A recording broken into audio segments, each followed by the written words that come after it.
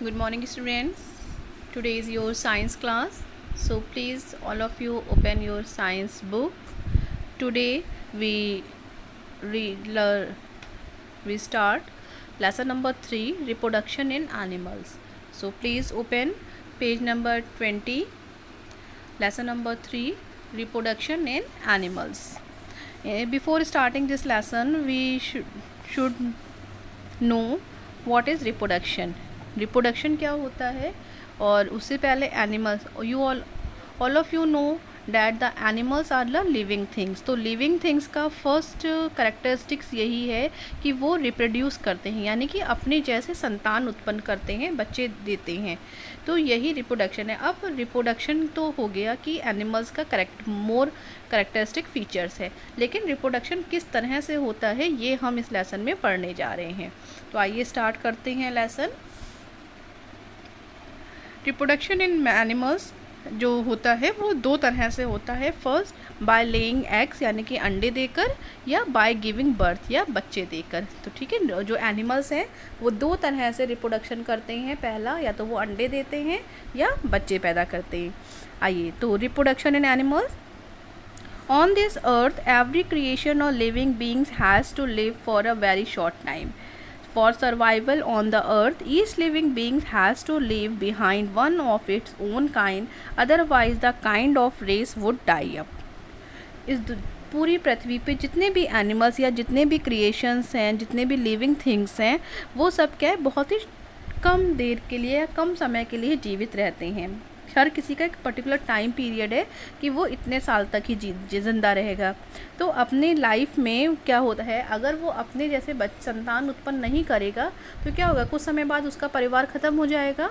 तो इसलिए वो रिप्रोडक्शन करते हैं, या अपने नस्ल को आगे बढ़ाने के लिए, अपने परिवार को आगे बढ़ाने के लिए वो रिप्रोड्यूस करते हैं. The process by which the living beings produce young ones of their own kind is known as reproduction. तो रिप्रोडक्शन क्या है, वो प्रोसेस है जिसमें जो लिविंग बींग्स हैं वो अपने ही जैसे अपने बच्चे को पैदा करते हैं. हैव यू सीन अ कैचल और a puppy following its parents? Have you seen cute little chicks following the mother hen?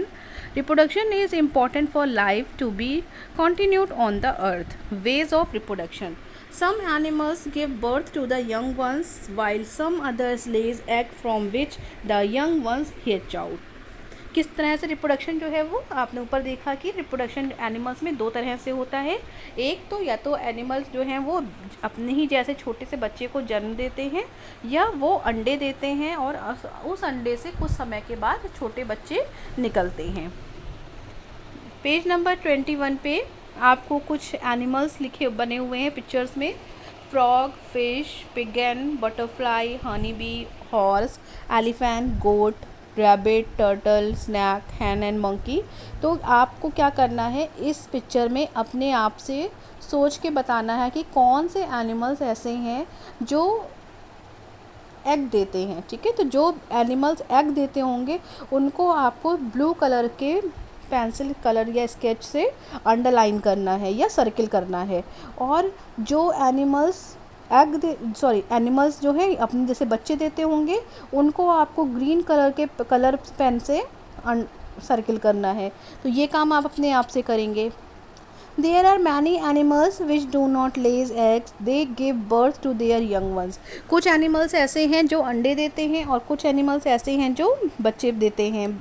Animals that give birth to their young ones and produce milk to feed them are called mammals. जो कुछ animals ऐसे हैं जो अपने जैसे बच्चे देते हैं और साथ में ही अपनी बॉडी में मिल्क प्रोड्यूस करते हैं उनको देने के लिए, उनको खिलाने के लिए, उनको पिलाने के लिए. तो उस तरह के एनिमल्स को हम मैमल्स कहते हैं. These animals are the most highly developed among all animals. ये सारे एनिमल्स में जो मैमल्स होते हैं वो सबसे ज़्यादा डेवलप होते हैं. Their body is covered with hair. These animals carry the young ones within their bodies till they are fully developed to be born. Mammals take good care of their young ones. They feed them, clean them and keep them safe until they have learned to look after themselves. जो mammals होते हैं वो अपने बच्चों की care करते हैं, जब अपने छोटे बच्चों की बहुत अच्छे से केयर करते हैं, उनको खाना खिलाते हैं, उनको क्लीन करते हैं यानी कि साफ़ सफाई करते हैं उनकी, और उनको तब तक सेफ़ मोड पे रखते हैं जब तक वो अपने आप से अपनी सुरक्षा करना नहीं सीख जाते। Tigers, elephant, horse, dogs and cats are mammals. तो कौन कौन से एनिमल्स आपको मैमल बताए जा रहे हैं? Tiger, elephant, horse, dogs, cats. Bat is the only mammals that can fly. Bat एक ऐसा मैमल है जो फ्लाई कर सकता है यानी कि उड़ सकता है। It is also give birth to young ones. It does not make a nest and live a hole building और caves.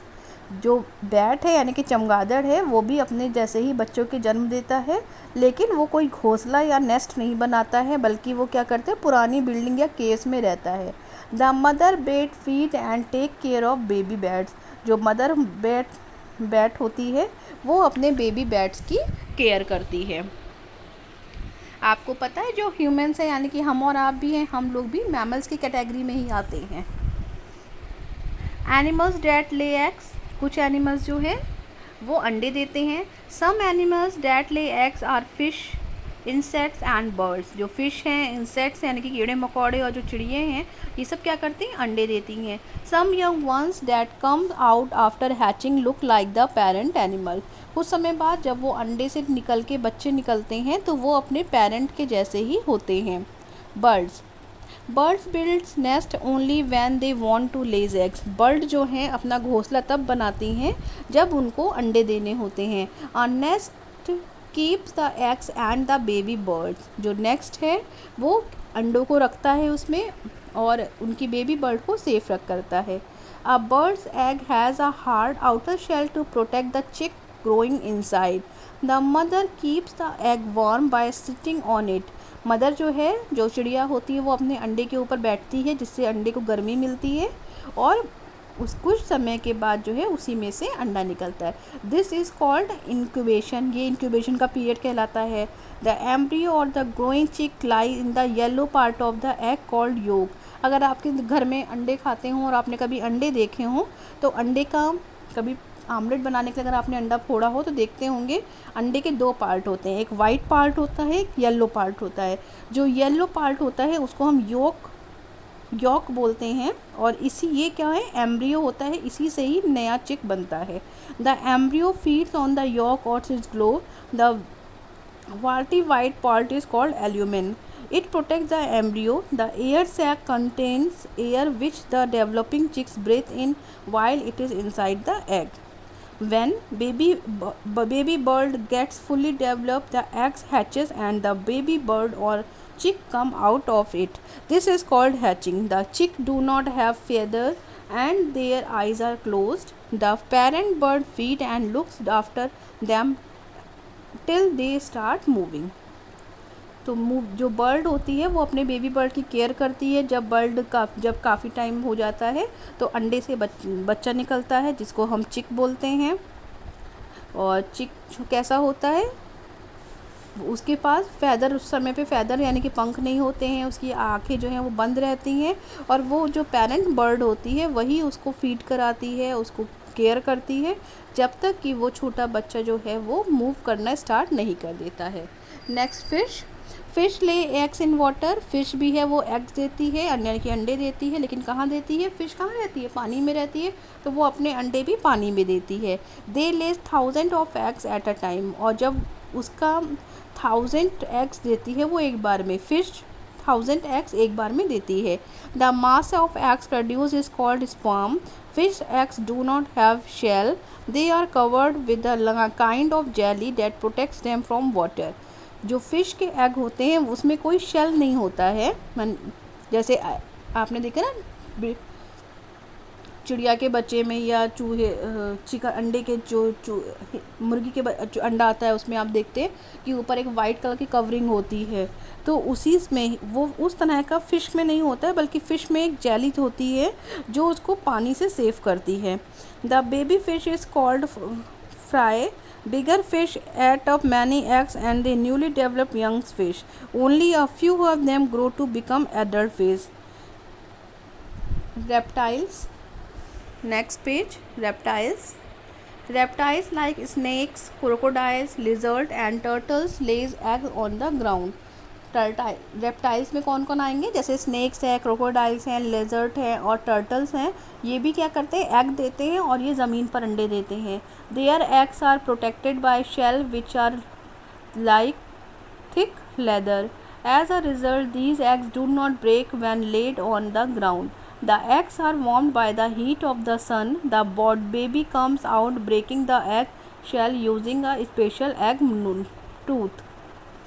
Most reptiles do not care for their eggs or babies. Many eggs and young ones are eaten up by other animals.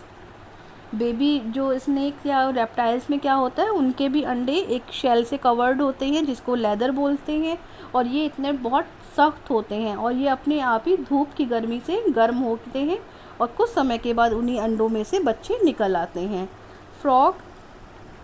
Frogs also lays 100 of eggs at a time. Frog भी एक बार में 100 of eggs देता है। They lays eggs in water in safe place. वो पानी में अपने अंडे देता है। Their eggs are covered with jelly. उनके जो अंडे होते हैं वो एक जेली से कवर होते हैं। The life cycle of a frag has 4 stage, यानी कि 4 पार्ट्स में पूरे अंडे जो हैं वो एक फ्रॉग में चेंज होते हैं। The eggs hatches into tadpole. जब अंडे से निकल के टेडपोल निकलता है। Tadpole looks like little fishes. ये छोटी सी मछली के जैसा होता है। Tadpole have tails that help them to swim in water and eat water plants. वो टेडपोल में क्या है, एक छोटी सी पूंछ जैसा होता है जिसकी हेल्प से वो स्विम करता है पानी में। After a few days they start growing legs. This is called metamorphosis. A metamorphosis grows into a young frog which looks more like its parent. The adult frog does not have a tail. It lives on land and produces in water. The process of change of a tadpole into an adult is called metamorphosis. जो frog है वो क्या है, रहता तो ज़मीन पर है, लेकिन जब उसको अंडे देने होते हैं तो वो पानी के अंदर चला जाता है। और जो इसका 3rd फेज़ है मेटामॉर्फिस, तो मेटामॉर्फिस से फ्रॉग को बनने का जो पूरा प्रोसेस होता है, इस पूरे प्रोसेस को हम टेडपोल से लेकर जब तक पूरा पूरा फ्रॉग नहीं बन जाता है, उस पूरे प्रोसेस को हम मेटामॉर्फिस कहते हैं। Next is insects. All insects develop from eggs. सभी इंसेक्ट जो हैं वो एग से बनते हैं. Some insect like grasshoppers and cockroaches passes through these 3 stage: eggs, nymphs and adult. In their life cycle, other insects like houseflies and butterflies pass through 4 stages: egg, larva, pupa and adult in their life cycle. The young one of grasshopper is called nymphs and that resembles its parent just after hatching. जो insects यानी कि जो कीड़े मकोड़े होते हैं, उसमें कुछ कीड़े ऐसे हैं जैसे ग्रास हॉपर है या कॉकरोच है, वो उनकी लाइफ साइकिल जो है वो 3 टाइम्स में पूरी होती है. वो अंडे देते हैं, अंडे के बाद निम्स होता है और निम्स के बाद वो एडल्ट में चेंज हो जाते हैं. लेकिन जो हनी है, बटरफ्लाई है या हाउस फ्लाई है, मक्खियाँ हैं, उनकी लाइफ जो ब्रीदिंग रिप्रोडक्शन होता है वो 4 स्टेज में होता है, 4 पार्ट्स में होता है. पहले वो अंडे देते हैं, अंडे से लार्वा निकलता है, लार्वा से प्यूपा हो बनता है और प्यूपा से फिर वो एडल्ट में चेंज हो जाते हैं. सो स्टूडेंट, ये आपका पूरा लेसन था. आप इसको घर में एक बार फिर से रीड करेंगे और इसकी एक्सरसाइज को सॉल्व करने की कोशिश करेंगे. साथ ही साथ हम लोग इसकी नेक्स्ट क्लास में एक्सरसाइज सॉल्व करेंगे. बाकी जिन बच्चों का वर्क अभी तक कंप्लीट नहीं हुआ है वो अपना वर्क कंप्लीट करके उसकी फ़ोटो स्कूल व्हाट्सएप नंबर पे जल्द से जल्द भेजें. Okay class, have a nice day. Thank you.